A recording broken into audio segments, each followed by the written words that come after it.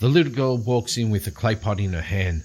The henchman can hear the fire ants gnawing and scratching at the clay from inside. "I'll never talk," he says. "I'll never talk." The girl turns and says, "Não estou a perguntar se vais falar. Estou a perguntar se elas querem comer." The henchman looks at Cole, eyes open, wide in fear, looking at Cole for some help. Cole just looks straight back at him. Okay, I'll tell you. Just don't let those things near me. You're too late. Taylor's already inside, and he's not alone. Hello Wanderers, welcome back to the table. Dave, the Tabletop Wanderer right here, and we are back with some more Outgunned, and let's see what Cole is going to do with that bit of information. The henchman just told Cole that Taylor has made his way to the temple and he's inside, but he's not alone. So Cole turns to him and goes, "What do you mean he's not alone?" He's been in there for the last couple of days. He took some men with him. Okay, how many men? About 6 or 7 of us. We were 6 or 7. We were 6 or 7 of us. Cole turns to the girl and says, "Let's go." The girl puts the jar on top of the table right in front of the henchman, and the henchman's tied to the chair just staring at the jar. Cole comes outside, turns to Valdmar. "We know where they're going." "Oh, really? Where? Where do you think they're going?" "They're going to the temple. The temple that you told me about." Valdmar turns to him and goes, "Really? That is not a good place, my friend." "Doesn't really matter if it's good or not. That's where we're going. Pack up everything. Let's get a move on." They packed up everything into the boat and they headed up the river. On the way there, Valdmar tells Cole about the story of the temple and how it was used a long time ago for worshipping the goddess, and because she's the goddess of the evil, they did a lot of sacrifices there, and the law says that the temple is being guarded by something or someone. They don't know just yet. They pull over to the shore and both of them get out of the boat. They're making their way through the forest, all this green, dense vegetation, and Cole's hacking away with his machete on one side, Valdmar's hacking away on the other, and they're moving slowly but surely through there. And they get to this spot where they can see that there was a camp there. A camp has been there for a little while. Let's see, how long has the camp been there for? Let's just roll a d6, let's see. Ooh. Valdmar goes to the campfire and starts messing around in the ashes, and he feels the warm touch of the burnt wood in his fingertips, and he turns to Cole and says, "My friend, I think they left about 3 hours ago. We are right behind them, not very far." And Cole turns to him and goes, "Well, how far is this temple of yours?" "Oh, it's still a couple of hours away, my friend, but from here on, we can take this path right here, you see here." And Cole turns around and he sees that the vegetation has been beaten down, and there's this small makeshift path that's going through the vegetation. "Okay then, let's get a move on." And so they start heading up that small path that was made presumably by Taylor's men. A couple of meters up the path, they come into this small clearing. They stop, they look. What did they find? General clue table. As they get to the clearing, they see there's a couple of bodies laying on the ground. There's blood everywhere. Taylor goes to one of the bodies, Valdmar goes to the other, and they start rummaging around. All of a sudden, Taylor just hears Valdmar. "Huh!" He turns. "What's wrong? What did you find?" Valdmar is on his knees, and he brings up this claw. It is a claw. Yeah, so what? Probably from a leopard or something. No, my friend. This claw is too big to be from a mere jungle cat. This claw looks like it's from one of the guardians. The guardians? What do you mean the guardians? The guardians of the temple, my friend. Stories say that the temple is guarded. Yeah? So what? What type of guardians? Well, judging from this claw, I'd say they were big. Okay, Valdmar, we haven't got time to lose. Let's just get moving. They continue up the path through the dense forest. Something did happen. Let's have a look. Discover 52. Shocking. 12. Authority. Discover shocking authority. They're going up this path through the dense vegetation, and all of a sudden, bam! Out of the brush, this figure runs into them. Cole pulls out his pistols. Valdmar brings up his rifle. Stop right there!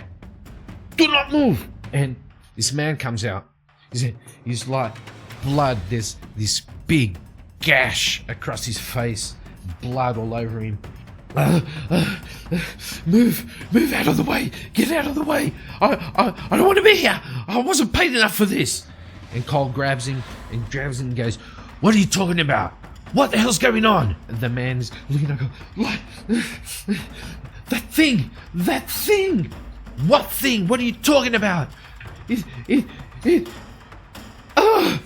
And the man just collapses on the ground, his eyes wide open. Cole's shaking him. What are you talking about? Valdmar goes up to him, pulls Cole away and says, no use, my friend. He's gone. Shock killed him. Cole turns to Valdmar and goes, what the hell are we into? I do not know, my friend, but it is not good. I think we should head back. No, we're not going to head back. Taylor has Charlie, and I don't care what it takes. I'm going to get Charlie back. That's the only thing that matters right now. Okay, my friend, but I fear that we will not come back. Well, as long as we get Charlie back, I don't care if I stay here. I don't care if I die here. Charlie is the important thing here. Okay, let us go then. And they continue up the path. And they get to this big, thick vegetation. Trees, massive, all over the place, surrounding them. And there's this small crack in between the tree trunks right in front of them. Cole turns to Valdmar and says, is that the entrance? I do not know, my friend. I have never been here. I do know that the location's more or less around this area. Well, that's where the path ends. So that's where we're going. And so they start making their way between the gap of the tree trunks. It's a small, narrow corridor made of tree trunks, like massive tree trunks. Small vegetation here. The sunlight can't penetrate the canopy of the forest, so the grass and the vegetation doesn't have sunlight to grow. And they make their way through that. A couple of 100 meters in front of them, it opens. And there's this sort of clearing where the trees are not there. The tree trunks aren't there, but Cole and Valdmar look up and they can see that the branches of every single tree that surrounds this clearing just tangle in between each other and form sort of a dome. And in the middle of this area, there's this stone temple. They can see it. The stone stairs just rising 10 meters high. And the front door of the temple wide open.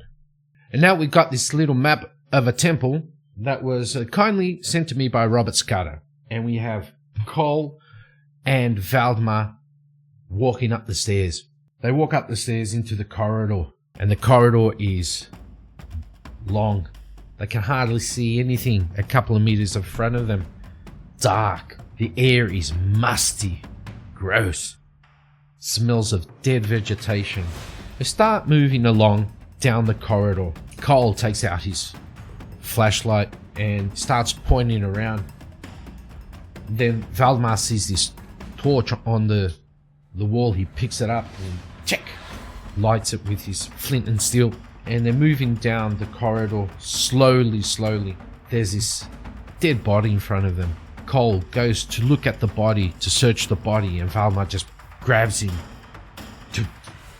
My friend? No. Cole's looking at him. What do you mean no? No. This is not good. There might be a trap here.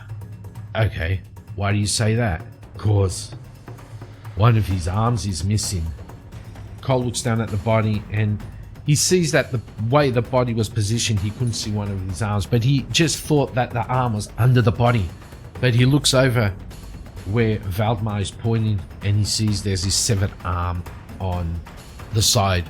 We're going to use their awareness to see if they can find a trap. I'm going to say that it is a trap, but they do see already a dead person in front of them, so they need 3 of a kind at least to find the trap. So Cole, ooh, he got 2 pairs. That's no. That's a no. Valdmar, 1, 2. He got 1 pair, 2 pairs also. Cole turns to Valdmar and says, "Well, can you see anything of where this trap might be?" And Valdmar turns to him and says, "No, I do not. We must be careful though."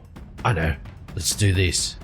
And Cole picks up the dead body and he throws the dead body into the corridor.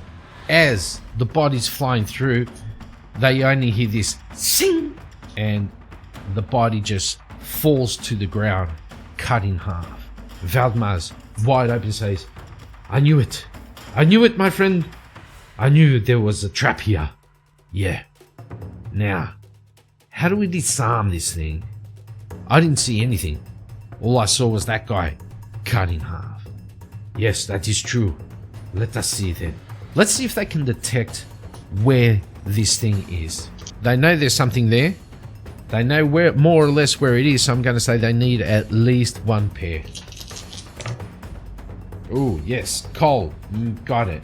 And Cole says, my friend, look over there. See that little thing over there? That little slit. Yes. I see. That little crack in the wall. Exactly. I think that's where the trap is. Valdmar says, no. That is not where the trap is, my friend. The trap is somewhere else. I'll say that is where the trigger of the trap is. Ah, you might be right. But I don't see any strings or ropes or anything. Ah, yes, my friend. Maybe. This is a trap that is triggered by air. Air? Yes. Air. Maybe when we go through, we block the passage of air, and that triggers the trap. You know what? You might be right. Only one way to find out. They head outside, and they go to the edge of the clearing. They grab this really big tree branch that is on the ground, and they come back in.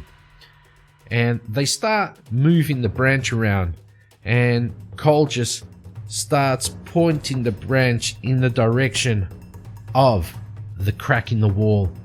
And as soon as the point of the branch goes near the crack, sing, the tree branch is cut into pieces. Cole turns to Valdmar and says, guess you were right about that one. Now, how do we get past that? Valdmar has 3 for his detect. He needs at least 1 pair. He manages. He gets 1 pair.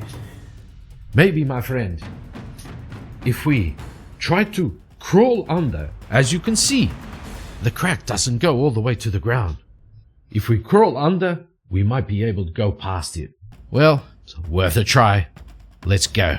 And as they get near to the crack, the air turns clearer, not as stale, not as musty as it was before. For Cole, let's do his brawn and stunt. And I'm going to say that He just needs one pair because they already know where the trap is. Oh yes, he gets it. And so with one pair, Cole lowers himself to the ground and he starts crawling, making himself as low as possible to the ground. And he goes through. And he gets to the end. And he gets up. And he turns to Valdmar and says, "Your go, my friend." I do not think so, my friend. As you can see, I am a bit on the thick side here on my tummy. Well, what do you want me to do? Well, there's probably a lever there that can turn off the trap. Have a look. And Cole starts to look around. Can he find anything? Let's see. Awareness, detect. We'll do detect again. So focus detect. He needs 3 of a kind this time because he doesn't know anything about this spot. No, he does not. He only gets 1 pair. And he doesn't. And he turns to Valdmar and says, "I can't find anything, mate. See if you can find something. I'm just going to go ahead. I need to get to Charlie." And Valdmar turns to him and goes, "Okay, my friend, be careful. Be careful." And Cole continues down the corridor. He makes his way down the corridor and he doesn't find anything. No bodies, nothing. The air's already back to its musty, gross form, and he makes his way down and he gets to these massive stone doors. And the doors are slightly opened, and inside you can see, just through that small opening of the door, the room is dark. It's dark, but there's this glow to it. He looks through the crack and he sees this green, eerie light coming in from there. The room is dark. There's just this little spot of green light at the end of this massive, what looks to be a massive hall. And as he's looking through that, he hears, "Welcome, Cole. Took your time, didn't you?" That's where we're going to end. Thank you all for watching. Don't forget to like, comment, and subscribe to the channel. Thank you to my members, who their names will be floating around somewhere. And in the next episode, we'll try and see if Cole can actually finish the job. Have a great one. Bye-bye.